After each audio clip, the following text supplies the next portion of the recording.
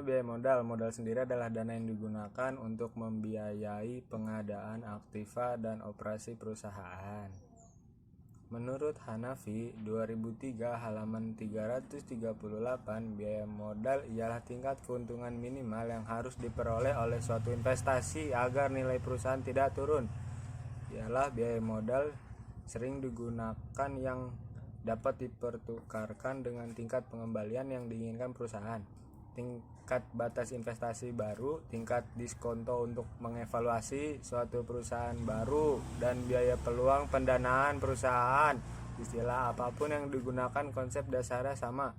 Biaya modal merupakan tingkat yang harus didapat pada sebuah proyek investasi baru jika proyek tersebut dimaksudkan untuk meningkatkan nilai investasi pemegang saham biasa. Biaya modal yang sering digunakan merupakan dasar yang sesuai untuk mengevaluasi kinerja periodik sebuah divisi, bahkan seluruh perusahaan. Selanjutnya, biaya modal memiliki dampak yang besar terhadap nilai perusahaan multinasional untuk mendanai kegiatannya.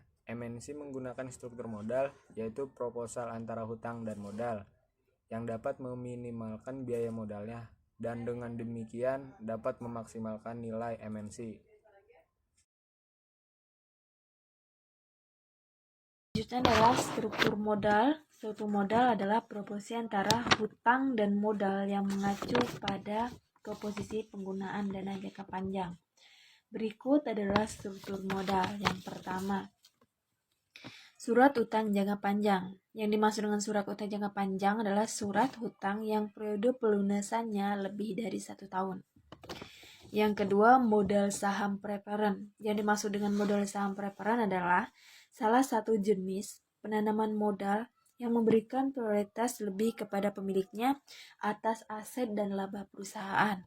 Yang ketiga adalah modal saham ekuitas. Lalu, ada 5 karakteristik perusahaan multinasional yang dapat mempengaruhi biaya modal.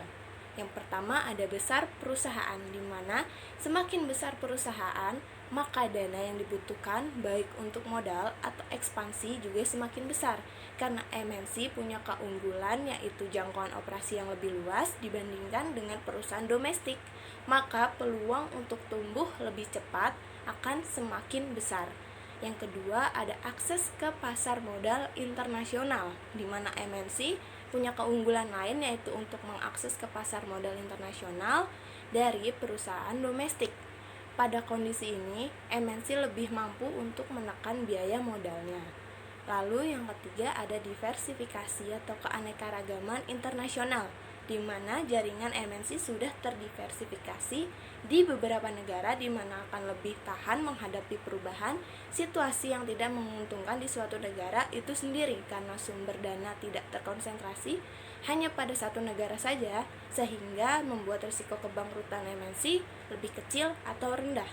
Lalu ada yang keempat, risiko valuta asing, di mana fluktuasi kurs valuta asing dapat mengakibatkan variabilitas aliran kas MNC lebih besar dari perusahaan domestik. Hal ini mengakibatkan ketidakpastian terbayarnya bunga dan pokok utang, serta memperbesar kemungkinan perusahaan untuk bangkrut. Yang terakhir yaitu risiko negara. Semakin besar proposisi aset MNC di luar negeri, maka risiko kebangkrutan akan semakin tinggi. Risiko lain yang dihadapi oleh MNC ialah perubahan peraturan yang berimplikasi negatif bagi MNC itu sendiri. Biaya modal di berbagai negara. Perbedaan dalam biaya hutang. Yang pertama adalah perbedaan dalam suku bunga bebas risiko dibagi menjadi 4. Yang pertama, peraturan perpajakan. Kedua, karakteristik demografi. Yang ketiga, kebijakan moneter. Yang keempat, kondisi perekonomian. Yang kedua adalah perbedaan dalam premium risiko, dibagi menjadi 3. Yang pertama adalah kondisi perekonomian. Kedua, kedekatan hubungan antara perusahaan dan kreditur. Yang ketiga adalah investasi pemerintah. Yang ketiga adalah perbedaan utang di berbagai negara. Dan yang keempat adalah perbedaan dalam biaya ekuitas. Biaya dalam ekuitas juga didasarkan pada peluang investasi di negara yang bersangkutan dalam sebuah negara yang menyediakan banyak peluang investasi. Pengambilan potensinya adalah relatif tinggi, sehingga biaya oportunitas juga tinggi, dan selanjutnya biaya modal juga akan tinggi. Tapi apa sih biaya ekuitas itu? Biaya ekuitas adalah tingkat pengembalian suatu investasi dana yang berhubungan dengan risiko investasi atas saham perusahaan terhadap kinerja perusahaan, yaitu laba. Selanjutnya adalah keputusan menyangkut struktur modal. Dibagi menjadi dua. Yang pertama adalah karakteristik perusahaan yang dibagi menjadi 4. Yang pertama adalah stabilitas aliran kas, kedua risiko kredit, ketiga akses ke laba ditahan jaminan hutang, dan keempat adalah masalah keagenan. Yang kedua adalah karakteristik negara dibagi menjadi 5, yaitu pertama pembatasan saham, yang kedua tingkat bunga, yang ketiga kekuatan mata uang, yang keempat risiko negara, dan yang kelima hukum pajak.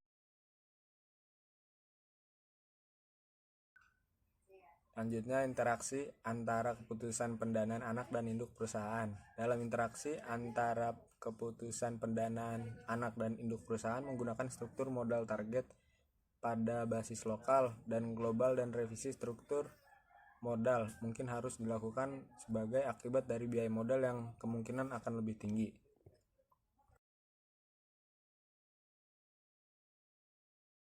Beberapa alternatif sumber pembiayaan perusahaan anak MNC.